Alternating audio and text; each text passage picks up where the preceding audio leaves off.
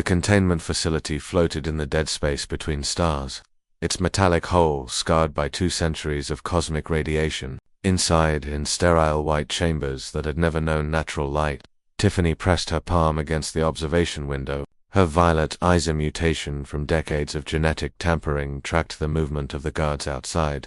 "They're changing shifts early," she whispered to Isaac, who sat cross-legged on the cold floor, his elongated fingers tracing patterns only he could see. The Zeltharan scientist had enhanced his neural pathways so extensively that he could perceive electromagnetic fields, a gift that had become a curse. "I know," Isaac replied, his voice hollow. "I can feel the disruption in their signals. Something's different today."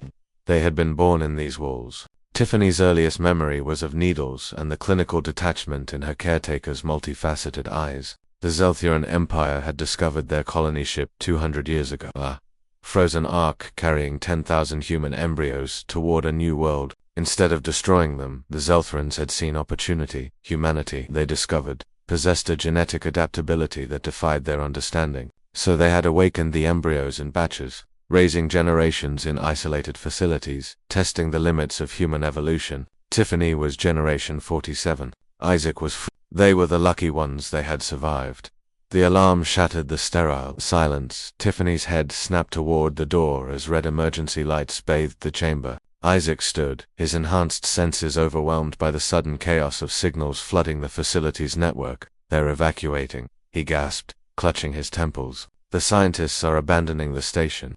Through the observation window, Tiffany watched Zeltharan researchers scatter in panic, their clicking mandibles creating a discordant symphony of fear. In all her 23 years, she had never seen them afraid. Then she saw why. The ship that tore through the facility's outer hull was unlike anything in the Zeltharan fleet. It was angular where theirs were curved, aggressive where theirs were efficient, and on its side, in symbols that Tiffany somehow understood in her very bones, was written, "UEC and Vengeance." "What does UECN mean?" Isaac asked, his voice trembling. Before Tiffany could answer, their containment door exploded inward. Through the smoke stepped a figure in powered armor, rifle raised. The helmet retracted, revealing a face that made Tiffany's breath catch. Dark skin, brown eyes, features that mirrored her own in ways the Zeltharans never had.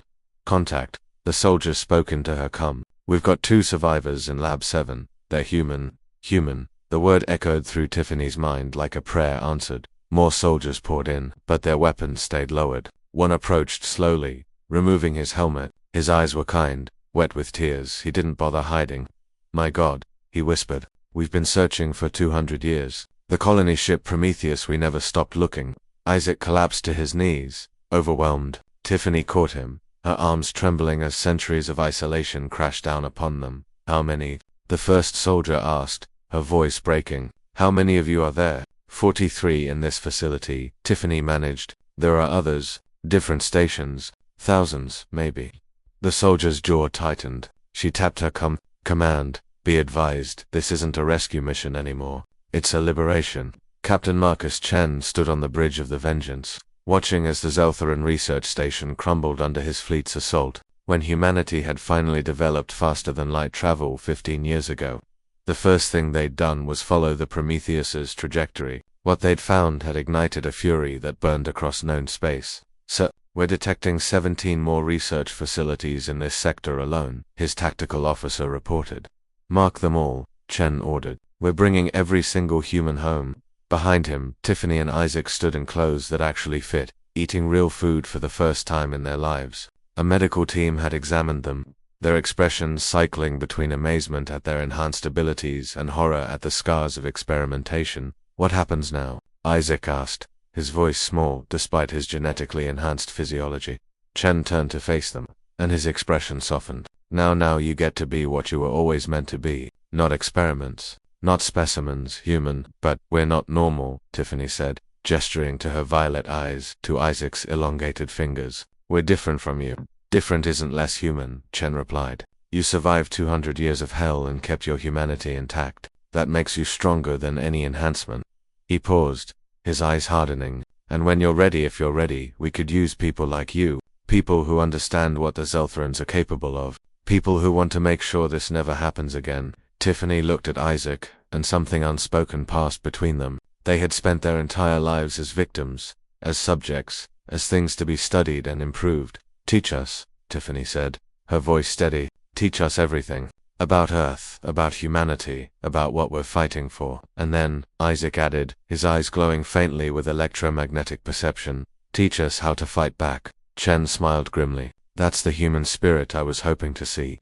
Through the viewport, another facility burst into view, its lights flickering as human ships surrounded it. Inside, Tiffany knew, more of her people waited, people who had been born in darkness, who had never known freedom, but they would know it now. The Zeltharans had spent 2 centuries trying to improve humanity, trying to make them into something more useful, more controllable. What they had created instead was an army of survivors with nothing left to lose and everything to fight for. As the Vengeance jumped to hyperspace, heading toward the next facility, Tiffany placed her hand against the cold view. Somewhere out there was Earth, a world she'd only read about in stolen data files, a home she'd never known, but she would know it now. They all would. The galaxy had learned a hard truth. You don't cage humanity. You don't break them, improve them, or remake them in your image, because when you finally let them out, they don't come out grateful, they come out angry. The end.